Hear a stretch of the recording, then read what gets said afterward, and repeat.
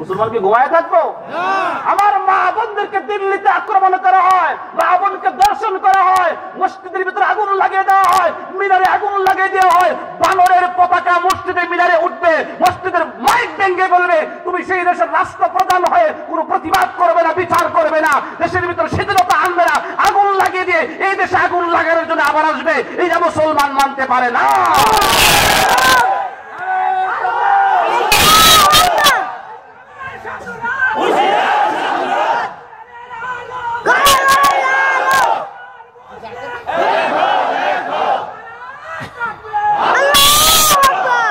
আল্লাহ তাআলা কবুল করুন, সকলে বলে আমিন।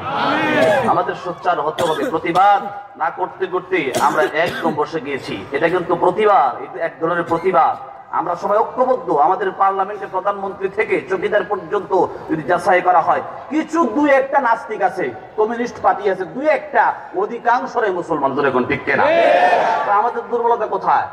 এই দেশে কি আমরা এমন ভাবে বেঁচে থাকবো? আমরা কি পরাধীন নাকি? আমরা তো স্বাধীন নাগরিক, স্বাধীন বাঙালি। ধরে কোন ঠিক কিনা? এই ভূখণ্ডে, এই রাষ্ট্রের ভিতরে আমরা স্বাধীনভাবে বেঁচে থাকবো, ইসলামের কথা বলবো। প্রত্যেক দিন ফজরের আযান হয়, আযান শুনেই সারা পৃথিবীর, সারা বাংলাদেশের মুসলমানের ঘুম থেকে জাগে, আযান শুনে মসজিদে হাজির হয়, ফজরের আযানের মাধ্যমে সূর্য উদয় হয়, আবার সূর্য ডুবে আযানের মাধ্যমে। ধরে বলেন ঠিক কিনা? সেই রাষ্ট্রের ভিতরে থেকে আমরা কোরআনের পক্ষে যদি কথা না বলতে পারি, আমরা যদি যার যার মতো ঘরে বসে বসে শিয়ালের মতো হাজার বছর জিন্দেগি যাপন করি, বলেন তো এই জীবনের কোনো মূল্য আছে? সুতরাং মাঝে মধ্যে একটু প্রতিবাদ করতে হবে। আল্লাহ রাব্বুল আলামিন আপনাদের সকলকে কবুল করুন, সকলে বলি আমিন। আর জোরে বলি আল্লাহুম্মা আমিন। আল্লাহর নবী, বিশ্ব নবী রাহমাতুল লিল আলামিন দ্বিতীয় দোয়া করেছিলেন, আল্লাহ আমার উম্মতকে কোন স্বৈরাচার চাপিয়ে দিয়ে ধ্বংস করে দিবেন না। হাদিসের ব্যাখ্যা তো আপনারা জানেন না, তাদেরকে বলছি যারা বড় বড় চেয়ারে নিয়ে বসে আছেন, আপনারা এটা মনে করেন না দুর্যোগ আর সবকিছু আপনারা প্রতিরোধ করবেন। না না না, পৃথিবীর কোন কৌশল আর পন্থা আর প্রযুক্তি দিয়ে আল্লাহর গজব থেকে বাঁচতে পারবেন না। আল্লাহর নবীর দোয়ার বদৌলতে আল্লাহ তাআলা আযাব থেকে আমাদেরকে বাঁচাচ্ছেন। জোরে কোন ঠিক কিনা? 151টা রাষ্ট্রে করোনা ভাইরাসে মানুষেরা আক্রান্ত হয়েছে, এর ভিতরে মুসলমানের সংখ্যা একবারে নিম্ন,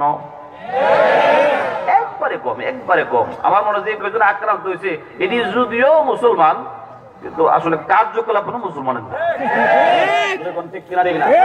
কারণ একজন ভালো মানের মুমিন আল্লাহওয়ালা সে তো 5 বারই, বর্তমান বিজ্ঞান যেটা বলে যে এটা থেকে বাঁচার জন্য হতে পারে কি কাশি, সর্দি, গলা ব্যথা, শরীরে জ্বর, এটা হলো এর লক্ষণ, এটা হবে। তাই আপনারা কি করুন, গবেষকরা বলছেন যে আপনারা বারবার করে হাত পা ধুন, হাত মুখ ধুয়ে রাখুন, নাক মুখ এগুলো বারবার ধুতে করুন। মুসলমান যারা ইমানদার নেককার 5 ওয়াক্ত নামাজে তারা 5 বার মুখ ধুইনি, খালি মুখ ধুই না, নাকের একবারে নরম জায়গা পর্যন্ত ওয়াশ করে 5 বার দূরে দূরে পানি মেরে। সুবহানাল্লাহ কর।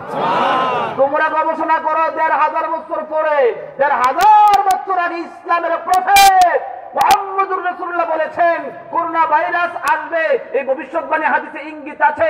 সুতরাং তোমরা 1500 বছর আগেই বলেছেন তোমরা 5 বার মুখ ধুও। তোমরা যা এখন গবেষণা করে বার করছো নতুন রোগের জন্য 1500 বছর আগে রাসূল বলেছেন 5 বার মুখ, নাকে পানি, সমস্ত মুখ ধৌত করো, কপালের একবারে কপালের চোখের চুলের গোড়া থেকে থুতির নিচ পর্যন্ত মুখ ধৌত করে 3 বার করে সুন্নতি আমল করে নাকের ভিতরে পানি দাও, সুন্দর করে ওযু করে মসজিদে হাজির হয়ে যাও, তাই মনোবাক্যে আল্লাহ পাকের কাছে প্রার্থনা করে নামাজ আদায় আনতে। এই তরিকা, এই পন্থা বিশ্ব নবী 1000 বছর আগেই দিয়েছেন। যারা বলেন ঠিক কিনা? আমার তো বিশ্বাস, আমার দিন যদিও সচেতন করার জন্য কোন সেমিনার বা স্কুল কলেজগুলো বন্ধ করা হয়েছে, যারা এই টুপি মাথা দিয়ে ওযু করে নামাজ পড়ে যে সমস্ত লোকগুলো এখানে এসেছেন, আমরা যতই চিল্লাই আমাদের থেকে করোনা ভাইরাস আসবো না, আর আমাদের থেকে ছড়াবেও না। ধরে ঠিক কিনা? আমরা করোনা ভাইরাসের সাথে আমরা সংশ্লিষ্ট না, কারণ আমরা হলাম পবিত্র, সবসময় পবিত্র থাকি, পরিষ্কার পরিচ্ছন্ন থাকি, আমরা থাকি পৃথিবীর শ্রেষ্ঠ জায়গা। যেই কথা রাসূল বলেছেন আফদলুল বিলাদি ইলাল্লাহি মাসাজিদুহা, পৃথিবীর সবচেয়ে ফ্রেশ ক্লিন এবং রহমতের ভান্ডার নাজিল হওয়ার জায়গা হলো মসজিদ। করোনা ভাইরাসে আক্রান্ত হবে মানুষ, পাখিগুলো যখন কাবা শরীফে তওয়াফ করতেছে, দেখেন না অনলাইনে, কয়েকদিন যাবত মাথা